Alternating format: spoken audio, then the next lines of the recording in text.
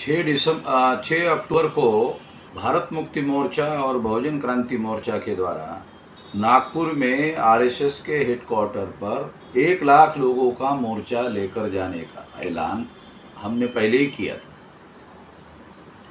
और इसकी जानकारी अब लगभग सारे देश भर के लोगों को हो चुकी है।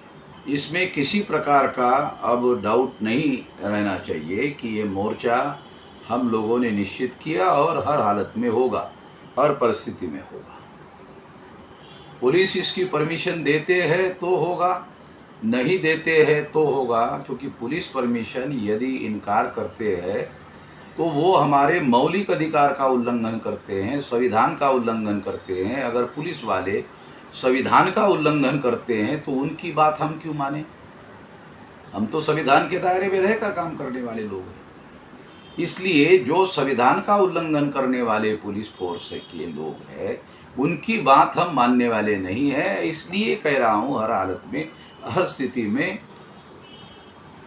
कम से कम 1 लाख लोगों का मोर्चा होगा ही होगा। वैसे सारे देश भर की जो जानकारी मेरे पास अभी तक आई है उसके अनुसार 1.5 लाख लोग आने की तैयारी में है और इसकी तैयारी 31 राज्यों में 567 जिलों में 4000 से ज़्यादा तहसीलों में 22,000 से ज़्यादा ब्लॉक में और 1.5 लाख से ज़्यादा गांवों में हो रही है। इसलिए इस तैयारी के अंतर्गत हमारे लोग सारे देश भर में इसकी तैयारी में जो मीटिंगें कर रहे हैं, मैं उनको इस बात की अपील भी करता हूं कि जहां जहां भी वो आप तैयारी के लिए मीटिंगें कर रहे हो, उन मीटिंगों के वीडियो बनाकर भी सोशल मीडिया में वायरल किया जाए ताकि देश भर में तैयारी चल रही है उसकी जानकारी तमाम देशवासियों को हो सके। ये किया जाना जरूरी है और संगठन के कार्यकर्ताओं को ये निर्देश दिया जाता है कि उसके वीडियो निकालकर सारे देश भर में सोशल मीडिया में वायरल किया जाए। दूसरी बात मैं ये कहना चाहता हूं कि ये जिन मुद्दों के लिए ये महामोर्चा आरएसएस के हेडक्वार्टर पर लेकर जा रहे हैं उसका पर्चा प्रिंट करके हम लोग घोषित कर चुके हैं। सारे देश के लोगों को ये पर्चा पहुंचाया गया है और सोशल मीडिया में इस पर्चे को आउट किया गया है, प्रिंट करके छाप दिया गया है। जिनको नहीं मिला वो सोशल मीडिया से डाउनलोड कर सकते हैं और वहां से लेकर उसका प्रचार प्रसार करने के लिए उपयोग कर सकते हैं और इस तरह से किसी प्रकार की कोई रुकावट नहीं है।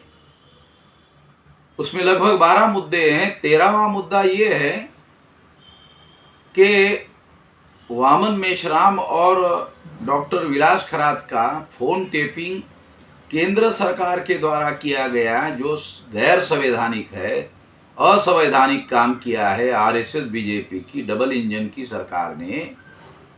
तो ये डबल इंजन की सरकार ने ये संविधान विरोधी काम किया है, उसके सारे दस्तावेजी सबूत भी हमारे पास है।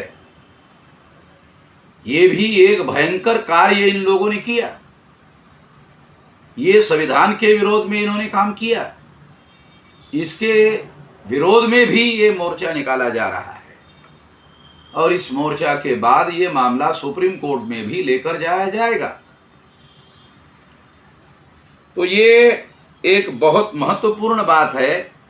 इसको ध्यान में रखते हुए सारे देश भर के लोगों को इसके लिए अपने संवैधानिक अधिकारों की रक्षा करने के लिए किया जाना जरूरी है।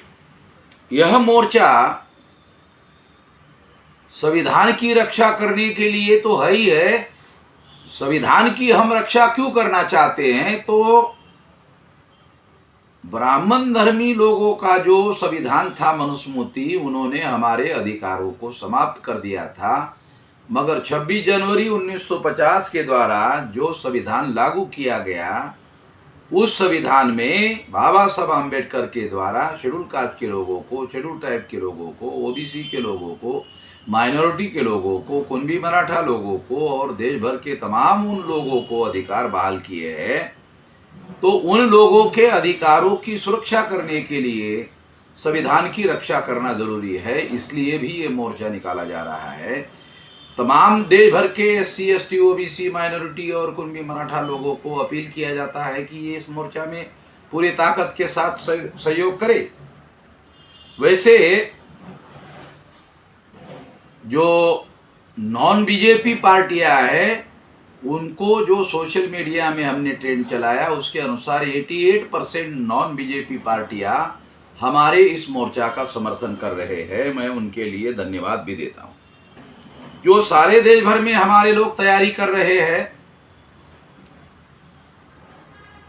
आज शाम तक या रात तक तैयारी के कम से कम 500 और ज्यादा से ज्यादा 1000 वीडियो सोशल मीडिया में अपलोड किए जाने चाहिए, ऐसा मेरी अपील है। ये अपील करते हुए मैं अपनी बात यहीं पर समाप्त करता हूं।